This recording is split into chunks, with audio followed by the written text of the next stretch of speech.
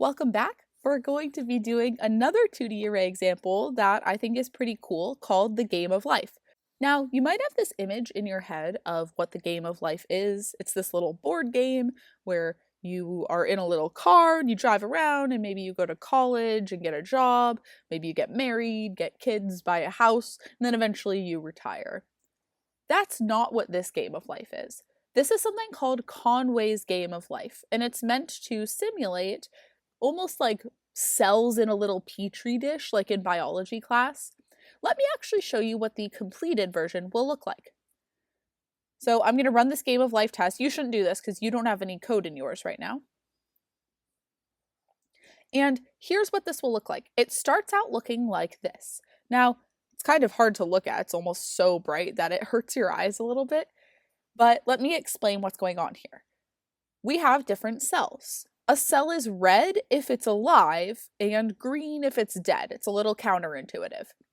And each time there's one step of the game, a cell either stays alive in the next round, dies, or maybe if that cell was dead at certain times, it can actually magically spring back to life. And there's rules that actually govern whether or not a cell is alive or dead in the next round. And all of those rules have to do with how many alive neighbors are surrounding that cell. With the idea being, if you're alive and there's too many people around you that are also alive, you're going to fight over resources and kind of die off.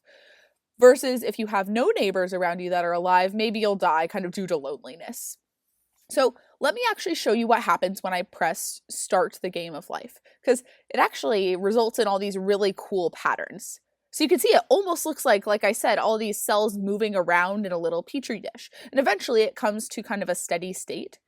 There's also this cool thing where if I click on the screen, I can toggle a cell being alive or dead.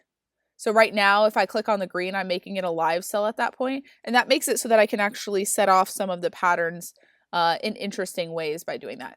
So we're going to code Conway's Game of Life, which is this. And do you see where the 2D array comes in? This is definitely a 2D kind of grid of the different cells. So let's close out of the Game of Life, or I'm going to close out. And on our project, let's then open up this program called Game of Life panel. To make this happen, there's going to be a couple of different things that we're going to need to code. To start, let's look at the private instance variables. We have a couple constants up here that can be useful. And then down here, we have one private instance variable called GameGrid. What type is GameGrid? It's a 2D array, I know that from the two sets of brackets, of Booleans. Boolean is going to be true if this particular cell is alive and false otherwise. It looks like the very first thing we have to do is finish the constructor, so the Game of Life panel constructor. Now, what's the job of the constructor? It's to initialize the private instance variables, which means I need a line of code in here that says GameGrid equals something. And in this case, it equals a new 2D array of Booleans. And this is going to have, I'm given the constants for this actually, num rows rows and num calls calls. And now it says I need to fill these in with random Boolean values. So how am I going to do that? Well, I'm going to have to loop through my game grid using an RC cola for loop. And in each slot, I'll kind of randomly decide 50-50, is it going to be true or false? Is this cell alive or dead? So let's do our RC cola for loop. For int r equals 0, r is less than num rows, r plus plus, and I didn't have to do num rows there. I used it because it was a constant. I could have also done GameGrid.length.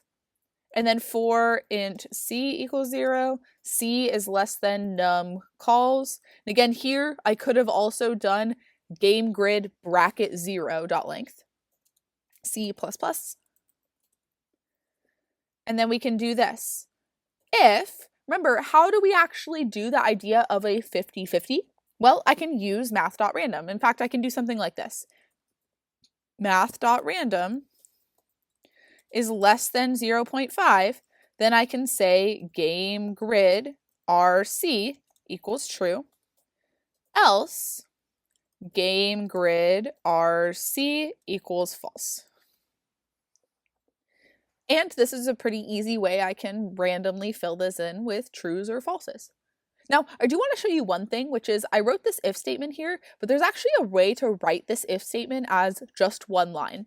If you think about it, when math.random is less than 0.5, when that's true, I'm putting in the value true for this. And when that's false, I'm putting in the value false for this. So I could actually just do this.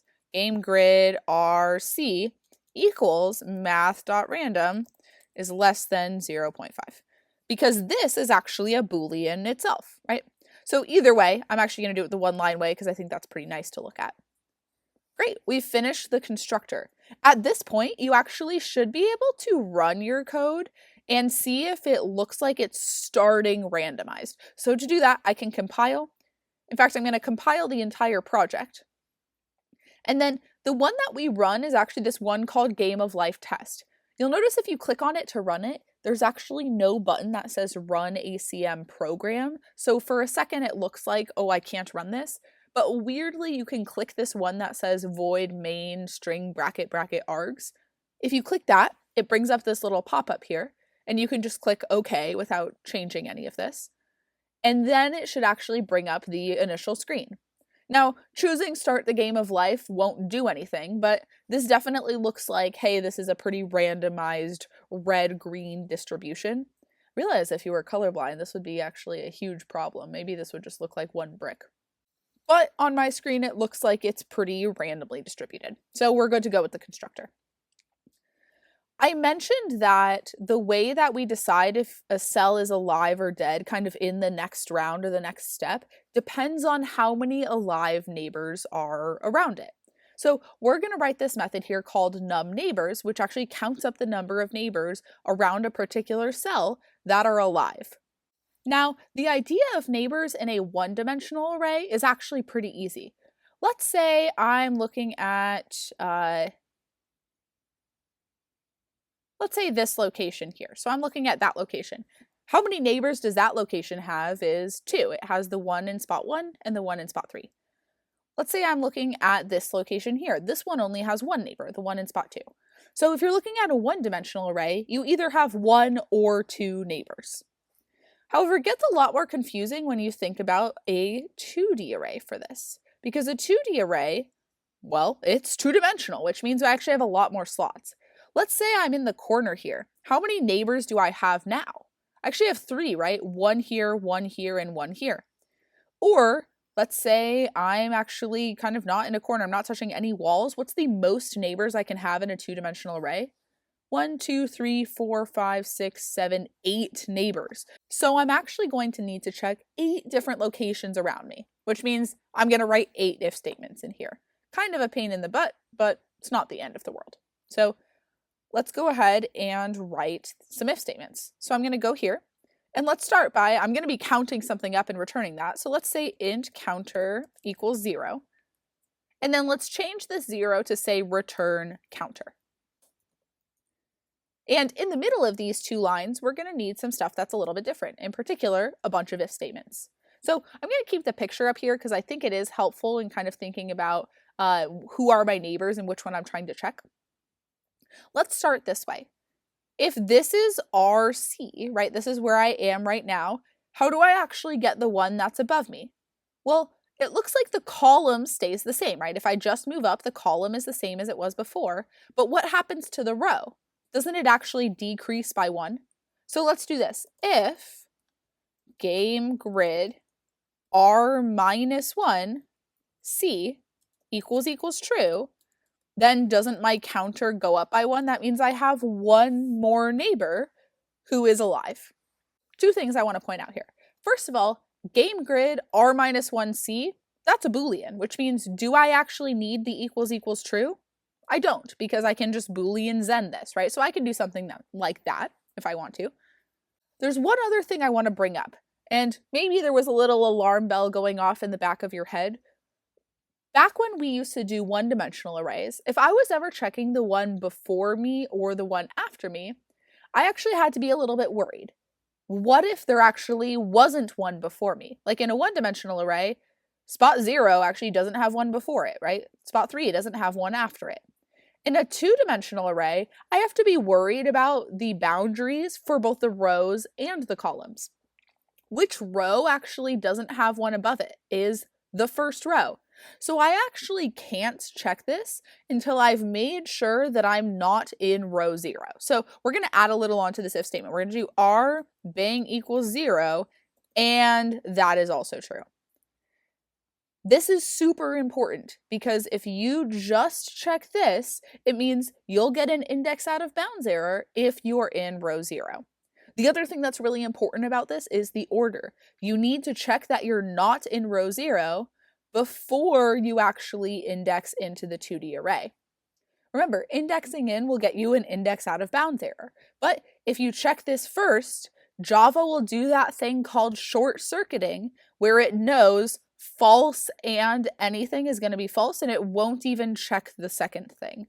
So again, the order of this really matters. Anytime you want to check the boundaries of your 2D array, you need to do that first. All right, we've done the first one. That was the one above us. Let's look at the one under us. Again, same column, but what happens to the row? It increases by 1. Which row is not going to have 1 beneath it is the last row. So let's do this.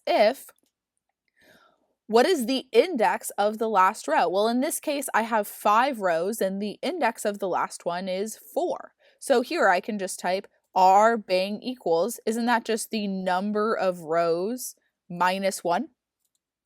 And game grid bracket r plus 1 bracket c. Then I can counter plus plus. All right, we're a quarter of the way there. We got 6 more if statements. Let's do the one to the left of me. One to the left of me is the same row, but the column goes down by 1. And which column doesn't have 1 to the left of it is this first column here. There's nothing to the left over here. So we need to make sure that our column is not 0. So if c bang equals 0 and game grid r c minus 1, then we can counter plus plus. And now same idea, let's check the one to the right of me. Looks like that's going to be the same row, but I'm going up by 1 column. And which column doesn't have 1 to the right of it is the last column. So if c bang equals num calls minus 1 and game grid rc plus 1, then I can counter plus plus. All right, halfway. We've done all the cardinal directions. Now we have to worry about actually the diagonal directions here. Let's start with the top left. When I go to the top left, what's happening to my row and my column? Well, they're both changing, and in particular, they're both going down by 1. So what I'm checking is game grid bracket r minus 1 bracket c minus 1. Hold on, don't I now have an issue for being in potentially a row or a column? In this case, if I'm doing r minus 1, I need to be worried about being in row 0. And if I'm doing c minus 1, I need to be worried about being in column 0. So I need to do this. I need to check 2 things now. R bang equals 0 and c bang equals 0 and game grid r minus 1, c minus 1. Again, I'm indexing into a column that's different than mine and a row that's different than mine, which means I need to check both of those. All right, let's do the top right. The top right is going to be minus a row and plus a column. If I'm doing minus a row, I'm worried about being in the first row. If I'm doing plus a column, I'm worried about being in the last column. So let's do if r bang equals 0 and c bang equals num calls minus 1 and game grid r minus 1, c plus 1, then I can counter plus plus. All right, 2 more bottom diagonals. If I do the bottom left, that is plus 1 row minus 1 column. So the last row doesn't have 1 beneath it, and the first column doesn't have 1 to the left of it. So I'm going to do if r bang equals num rows minus 1 and c bang equals 0 and game grid r plus 1, c minus 1. And these are a little hard to keep track of, so make sure as you're going through this, you are kind of typing the exact same thing that I am. Oh, one more if statement. This is the bottom right. If I go down one row, that's going to be plus 1. And if I go to the right a column, that's plus 1 on the column. And now I'm worried about being in the last row or being in the last column. So I need to do that. If, this is going to be the longest if statement we've written, r bang equals num rows minus 1 and c bang equals num calls minus 1 and game grid r plus 1, c plus 1, then we're going to counter plus plus. All right, whew, a lot of if statements there, but we finally did it. All 8 of our if statements, all 8 of our possible neighbors are being checked and counted, and we're returning that number. All right, we've got one more thing to do, which is to deal with the actual rules of Conway's Game of Life. So here's how they go. Alive cells are true and dead cells are false. We've already seen that. An alive cell can die to loneliness if they have 0 or 1 alive neighbors. But they can also die to overcrowding if you have 4 or more. So if you're alive, how do you stay alive? You have to have exactly 2 or 3 alive neighbors. Otherwise, you die off in the next round. And if you were dead in this particular round, you actually weirdly spring back to life when you have exactly 3 alive neighbors. So here's how we're going to do this, is we're going to make a 2D array that actually represents the next generation or the next round. And that 2D array is going to be the exact same size as my game grid. So let's do this. Boolean, bracket, bracket, bracket, bracket, next gen is what I'm going to call it, equals new Boolean, bracket num rows, bracket num calls. And now what I'm going to do is I'm going to loop through my game grid and fill in next gen depending on these rules here. So let's loop through the game grid. For int r equals 0, r is less than num rows, r plus plus. And for int c equals 0, c is less than num calls, c plus plus. We're going to say the value in next gen depends on how many alive neighbors I have. So let's grab that number first. I'm going to say int alive equals, the method that we just wrote up here is called num neighbors, and it takes in the row and the column. So I can do num neighbors r comma c. Neighbors is one of those words that's annoyingly hard to spell. Then I need to check that value. And again, it's based on whether I was alive in the previous round. So let's do this. If game grid RC, that would be true if I was alive, then I need to check the number of alive neighbors. So if that number is 2 or 3, I get to stay alive. So if alive equals 2 or alive equals 3, then congratulations. In the next gen, you get to stay alive. Oops, this needs to be next gen RC. Else, I actually, unfortunately, die out in the next gen. So next gen RC equals false. That's if I was alive in this round. I need an else here, which is, let's say I'm currently dead. When do I spring back to life is when I have exactly 3 alive neighbors. So if alive equals 3, we're going to say next gen RRC equals true. We've made a miraculous recovery from being dead. Else, we are still dead in the next gen, so it's going to be next gen RC still equals false. Now there's one more really important step we have to do. This is the next generation. We made it as a separate 2D array so that we could go through and make all of this work. The only problem with this is I need to actually update my private instance variable to be this next gen. It's a really easy line of code, but it's one that's really bad if you forget to do it, which is I can say game grid equals next gen. And there we go. Let's see what this looks like when I run it. I'm going to compile. Let's close out of that. We don't need that anymore. Let's compile the whole thing. And let's run this the way we did last time, the GameOfLife test with the void main method. And then we'll do OK. And now you should actually be able to run it. And I'm actually going to click this box that says play forever. So it just kind of goes until it reaches a stagnant state. I'm going to start the GameOfLife, and there we go. It looks kind of cool. Look at that. It's going for a while this time. You can see sometimes you have these little crawlies that kind of go across the screen, which is kind of interesting. There's a lot of different ways I can kind of click on this. Remember, when you click, it actually toggles whether the cell is alive or dead. So I can kind of make stuff happen sometimes by making one cell alive, and then another cell has 3 or 4 or 2 alive neighbors when it didn't before. It's kind of interesting.